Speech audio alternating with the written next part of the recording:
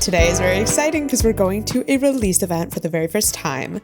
So we're going to pick up our pink drink first, of course. This was a release event for Sunrise on the Reaping, the new Hunger Games book. First, we had to get ourselves checked in, and I got these cute little check-in goodies. And then they were having trivia, which I was very excited for. Attention tributes of our Sunrise on the Reaping release party. Trivia will be starting in just a few minutes. Yeah, so they passed out these little sheets essentially with a ton of questions about each of the Hunger Games books. And listen, I was humbled real fast. I was with my friend Abby from my writing group. Didn't even know she would be there. We happened to run into each other at this event. And there were some tough questions. Okay, who are Gail's siblings?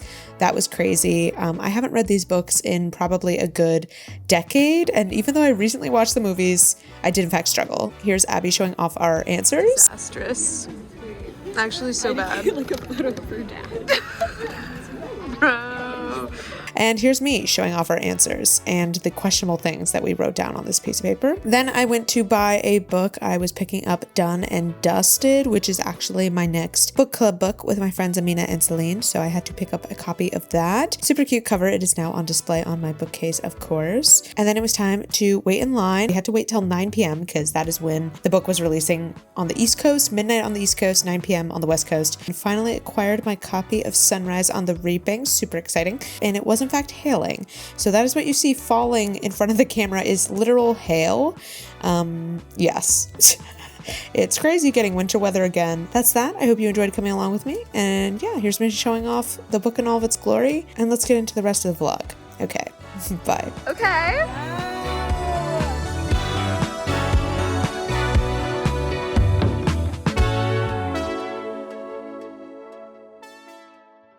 Hi, welcome back to the channel. If you're new here, my name is Brielle, and I'm currently working on my debut novel, which is titled Unraveling. It's a new adult fantasy. Today, something crazy happens because we get draft 2 in the mail. In my mailbox, I ordered a printed copy of this draft. And if you were not around on my channel, what would it be, like 8-9 months ago now? I did this with draft 1. I got a printed out copy and we're doing it again with draft 2. I'm so excited. It is sitting downstairs and it has been for a few hours. It was supposed to come yesterday, so I feel like I got kind of faked out. Like yesterday when I woke up, I was so excited. Like I literally felt like it was Christmas Day. But today I was low-key nervous to get my hopes up in fear it might not show up, but it did. I got a notification. It is in fact sitting downstairs in my mailroom, which means that after a few weeks of taking a break from working on this book project in an active way, I'm going to be able to dive back into it. I'm still not quite sure how I'm going to approach the reread with this printed copy. With the first printed copy that I did one completely pure reread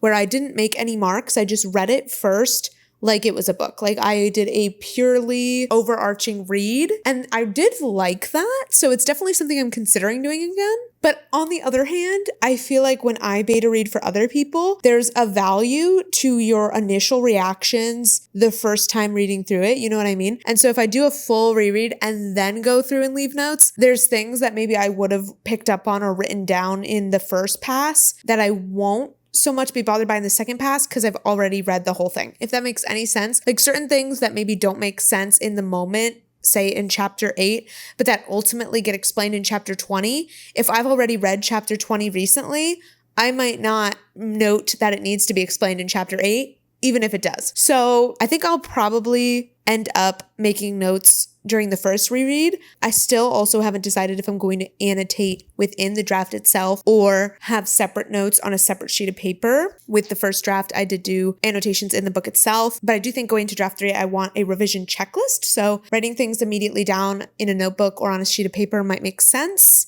so that I more so have a list of changes rather than a bunch of inline annotations. Honestly, I'm not sure. Basically, I don't really know what this process is going to look like, but I guess we're going to find out together, probably in this video. My friend Caitlin from my writing group is coming over tonight to do some writing stuff together, and I'm planning to dive into the reread of draft 2 with her here, and she's supposed to show up in like an hour. So we don't exactly have a lot of time before she comes. So in the next hour, I ideally would love to finish out reading Save the Cat. In my last few videos, I've talked about how I'm reading Save the Cat Writes a Novel. I was highlighting it, taking notes, etc. And I only have like a chapter and a half left at this point. It's so close to being done. So I really want to finish that before I touch the reread of draft 2, because I know that as soon as I start actively working on the book again and my brain is like in draft 3 mode, I'm not going to be able to convince myself to finish this.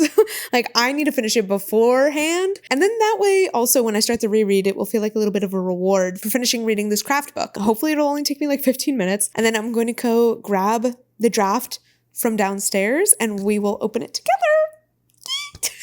I'm so excited. Last time I cried. Before we get reading, I'm going to go ahead and take my Magic Mind for the day. If you're not familiar, Magic Mind is a mental performance shot. I've been loving it whenever I want just that little extra bit of focus to help me get into flow state. If you want to try out Magic Mind for yourself, you can use my code briellejcruz20 for up to 48% off your first subscription for the next 10 days. Thank you so much to Magic Mind for sponsoring this video. Let's read so that I can go see my draft.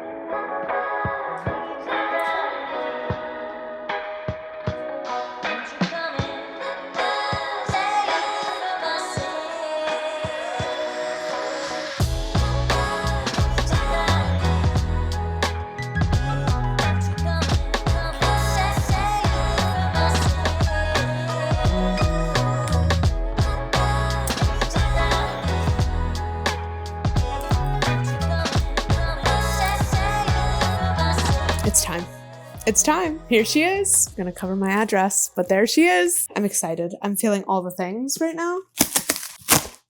Wow. Oh my God, I just saw the sign. Shut up. Oh my God, it's so thick. Whoa. It is so thick. That's crazy.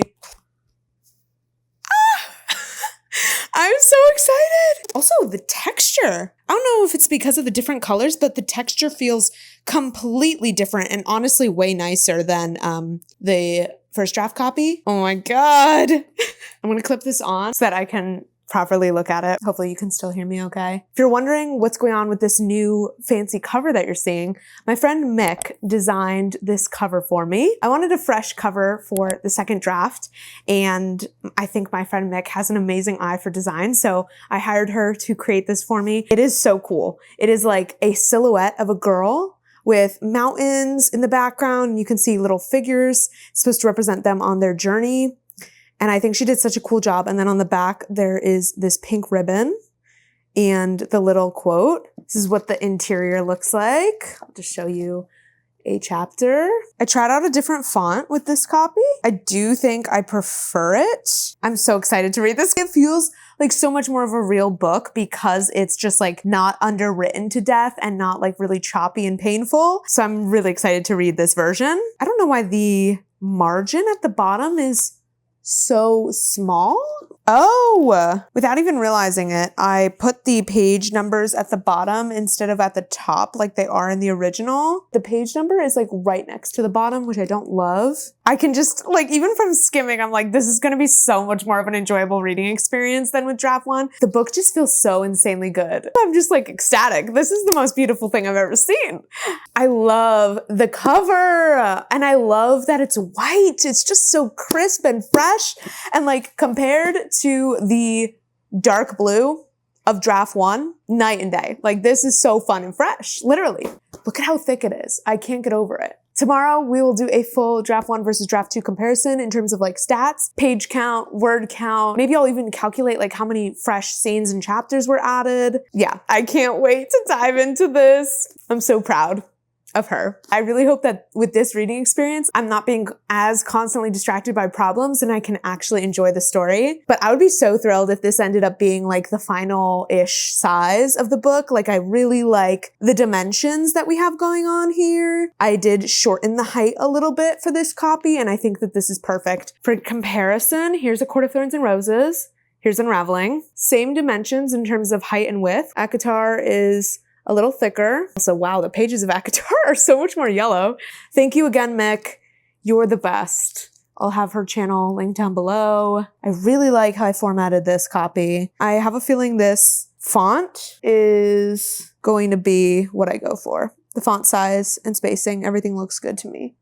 Okay, I gotta go. It's been a minute since we've done a photo booth update. Am I right? Am I right? But here we are. It is 11 o'clock at night, same day as the unboxing. And I wanted to give a little update, a very real time update. I think I got through 6 chapters of the read through, and I've taken notes in my notebook. You can tell that they've been a little chaotic. For each chapter, a checklist essentially of everything I want to change for each chapter. Very glad that I went the route of doing a checklist in a notebook as opposed to annotating the whole draft. I think it's helping me to stay a little less in the weeds and focus a little bit more, like zooming out what needs to change in this chapter as a whole. I'm still pointing out, smaller scale things as well, but I think I really like this method of the checklist and doing it on the side of the book so that I can still have the book be clean when I'm looking at it.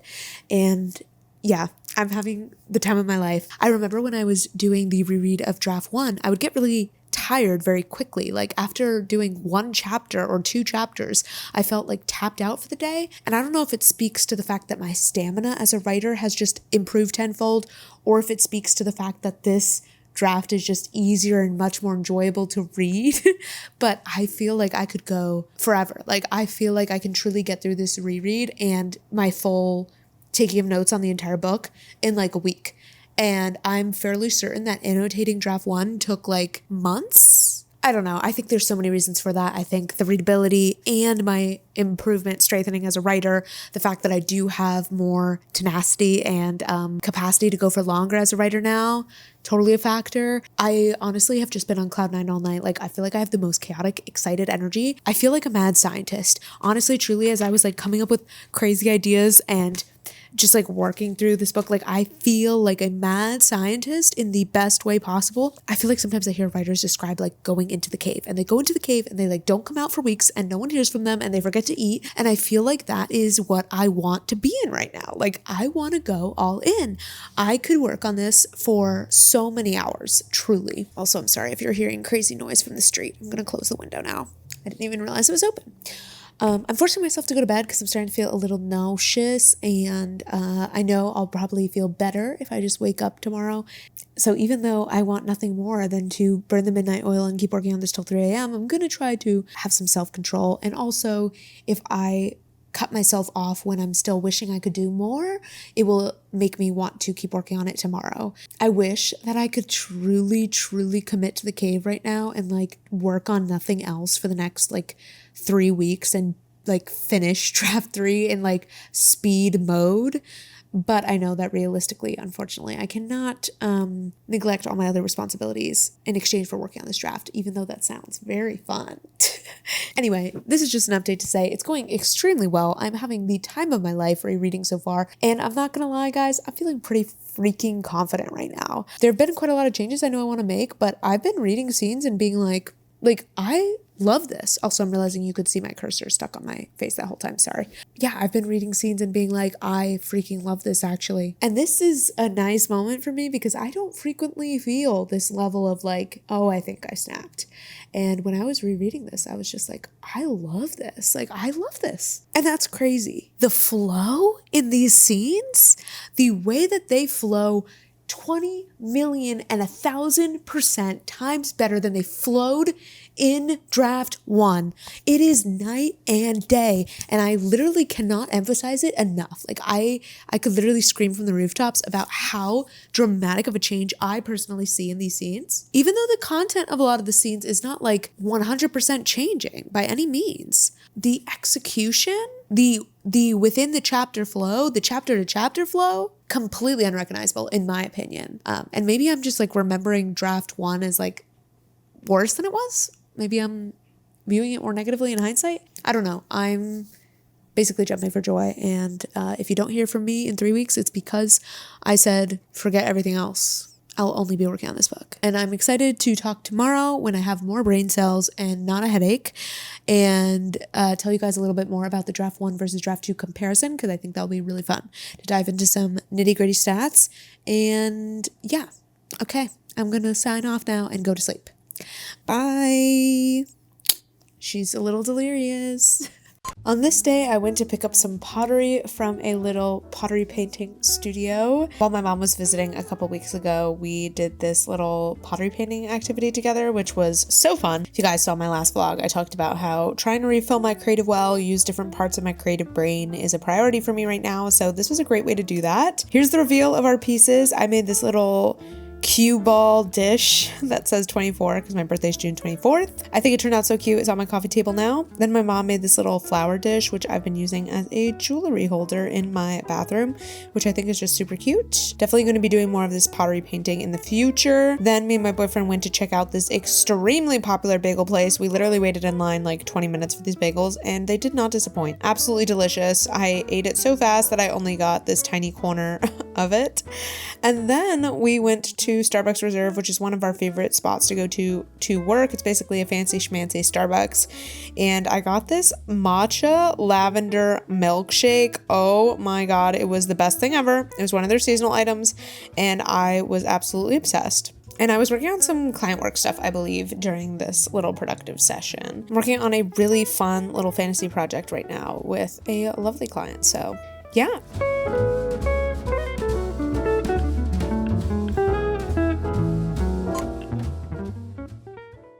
First, I need to talk about the weather, okay? I need someone to listen to me talk about the weather. If you don't know, I moved to Seattle back in September, and as it started getting into winter season, you know, like November, December, I was bracing myself for like the hellish, rainy, depressing as frick weather that everyone was telling us about. And it wasn't so bad. Like even leading up to Christmas, fine. We were like, okay, this is so manageable. Like people were really being dramatic about this weather. And then like February, March, I get it now.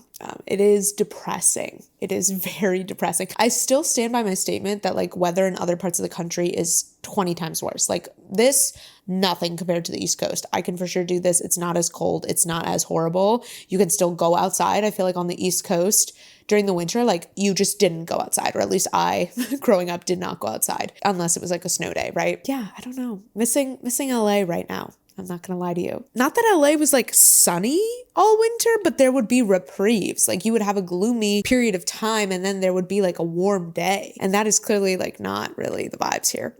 Anyway, we're here to talk about the draft 1 versus draft 2 comparison. Now, there's certain stats that I'm going to hold off on until after I've done the reread of draft 2 because I want to present you guys with like a breakdown of how many chapters were fully rewritten, how many chapters were heavily reworked, how many chapters were just like polished and tweaked. Because I know as a writer myself, and even before I was writing, honestly, I've always found it very interesting when people would share those sorts of details about their process of like how much is actually changing when you revise. Because I think when you're a beginner writer, you don't exactly know what that's going to look like, right? So I do want to share those stats, but I'm going to wait till later because I don't want to have to look through the whole book right now to gather that information, which is what I would have to do. I'm really benefiting from, I think, going through the reread very chronologically, trying to make it as similar to a reader experience as possible, experience the book in its complete self in chronological order. I'm trying to maintain that because I've been finding it extremely helpful. So I'm not going to like mess with that. So those stats will come later. That being said, I did get a rough estimate of how many scenes I think I've added in this draft and I was surprised. Okay, let's unpack stats. First of all, we're going to do a physical comparison looking at the two drafts side by side. I was able to finally find the unannotated copy of draft 1, which I was struggling to find when I originally filmed the unboxing. I could not find the clean copy because I did keep one copy clean and then the other one was covered in like sticky notes, annotations, like it was just a mess. I'm gonna clip my mic on again because I need to be able to hold up 2 books and that's gonna be really hard if I'm also holding this. Here's our little draft 1 clean copy. Thin, skinny, very skinny in my opinion. I don't even think the camera adequately represents just how thin this copy is. So here's the comparison. You can see I went with slightly shorter height on draft 2. Draft 1 is just a little taller. This is more, I think, an average book height though. And I think I prefer that height versus the taller height. So yeah, I did opt for slightly shorter and I really like it. They are the same width though. And then here's the comparison of the length. feel like this really highlights the growth of the pages in my opinion. And then spine comparison, you can really see it there as well, just with the dark versus light. Okay, and then numbers wise, draft 1 came in at 274 pages. Draft 2 came in at 355 pages. Final word counts. Draft 1 came in at 74,847 words. Beautiful number. And draft 2 came in at 100,326. I think that might be slightly different from the number that I presented in the finishing draft 2 vlog. I think I ended up just making small tweaks after reporting that final word count. How much time did these drafts take me? This stat was not what I thought it was when I finally went back and calculated it for real. I wish I had been keeping more detailed records of all of this. I'm much more, diligent or thorough with my tracking now than I was when I started this book and for most of the process of this book. Now that I've been using TRACKBEAR, which I do a monthly TRACKBEAR leaderboard, which is always linked in the description. But now that I have TRACKBEAR, I feel like I've been a lot more diligent about my tracking and have more accurate information, but I did not always do that. So I had to go back through my YouTube catalog and try to estimate when I finished certain things. It was a bit messy, but draft 1, I think took me around 6 months. That's counting from the beginning of November to mid-April, which I believe is when I finished draft 1. I really started working on it for NaNoWriMo at the beginning of November. And then I finished it mid-April, but I know that I already had written at least 10,000 words before November. So we're gonna estimate total around 6 months. Okay. Then draft 2, I was under the impression that draft 2 itself, the literal revision in the document had taken 8 months. It's not true. It took around 6.5 months from mid-July. That's actually when I started draft 2 to the end of February, and not including November, because November I was working on book 2. So November I did not revise.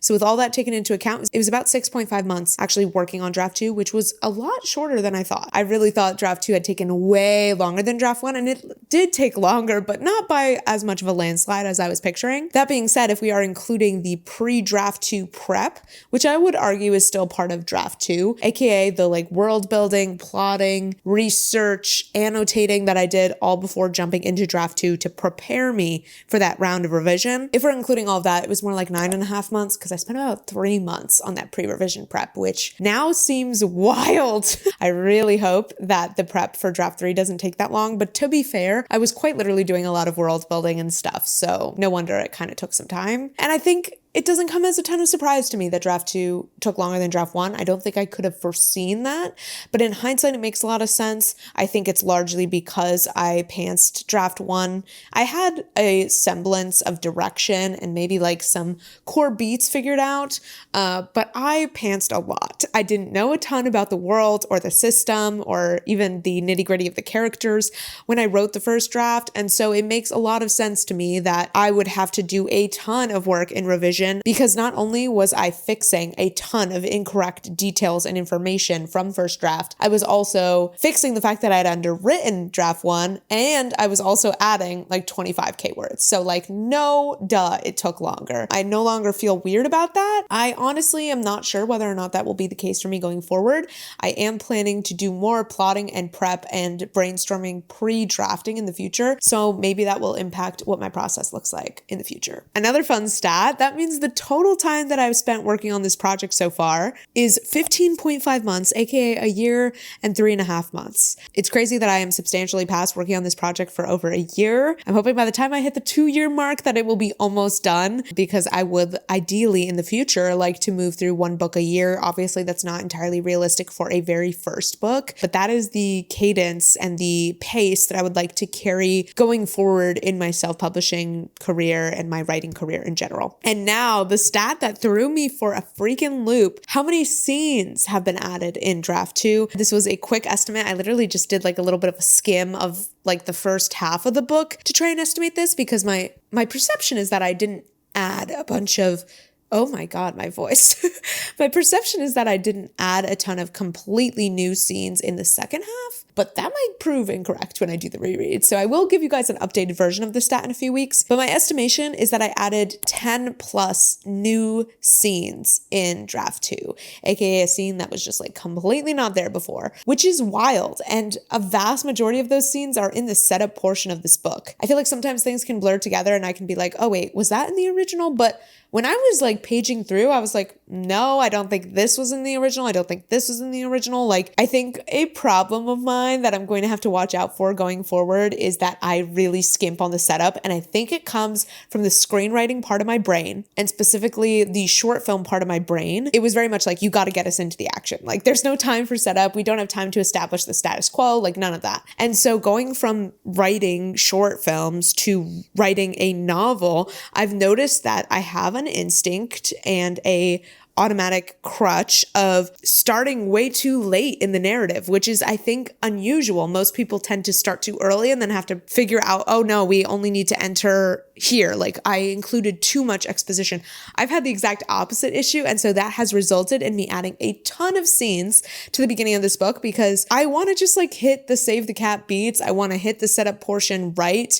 And I can't be jumping over all of it. Like, I still am planning to add more to the setup portion. Like, as I've been doing the reread, I realized I want to add in more of a proper like debate beat to the book because it kind of exists, but like not really. There was one scene that you could argue was part of the debate, but I had to move where it was chronologically. So now it comes before the inciting incident. So it's not exactly ideal, is it? And I do think the fact that I just read Save the Cat is informing some of these reflections. I think going through the book like chronologically and as a reader prompted ideas for scenes that could be interesting to add. So I'm really excited already about 2 scenes that I want to add to the setup portion. That does, however, mean that the first half of this book is getting bloated, and not in the sense that I think I need to cut from it, in the sense that I think I need to add to the second half. This is where the midpoint is. You can kind of tell it's a little further than 50%. The first half is a bit longer than the second half. It's not to the point where it's like extremely concerning, but it does make me think that there are definitely scenes, probably in Act 2, Part 2, that need to be thrown in to the book, which is something that I feel like writers prepped me for. I always was hearing Alyssa talking about Act 2, Part 2 always needs more than you think it does. And she actually voice memoed me the other day because I was expressing concern about the fact that the first half was longer than the second half. And she was like, it's probably Act 2, Part 2. It probably needs something. But I don't think I can quite see what that part of the book needs yet. I'm hoping either in the reread or once I make further changes to the first half, it will become clearer, because I feel like this is one of those situations where like I need decisions and things that I'm changing in the first half to inform what the second half is lacking, if that makes sense. The stronger I feel about the beginning and like all the way up to the midpoint, I think the clearer it will be to me where we need to go from there. So I'm not overly surprised that like the heavier handed changes are happening in the first half right now. And then once that feels a little bit more solid, I'll see more and more change in the second half. Because there have been changes in the second half in draft 2, but I feel like there's probably still room for more drastic developmental changes in the second half. Anyway, I ended up just kind of rambling. I was just planning to present my stats, but it turns out I had a lot of thoughts to share. So going forward, my goal for the end of March was to completely be ready to dive into draft 3 in April, which means that I have to get through 100,000 words of manuscript, reading, and also writing down an extensive checklist of things I want to change. I only have about a week left in March, so that's ambitious. Like, I've read this much so far, and to be fair, I've only worked on it for 2 days, so like that's not bad. But the idea of getting to the end of this in the next week, especially because I have a lot of deadlines going on, the end of the month is always really intense for me with deadlines, because normally I have client deadlines for my critique services, and then I also have Patreon deadlines. If you don't know, I have a Patreon page, so I make a Patreon Q&A podcast episode and then an exclusive video every month. But yeah, so that just kind of makes the end of the month busy, because I'm trying to make sure I got those Patreon pieces of content out. I usually have critique deadlines. Both of those things are true for the next week. Even though I am very much wanting to sprint through this reread, like I'm literally having to actively force myself not to work on it all the time. I need to be responsible.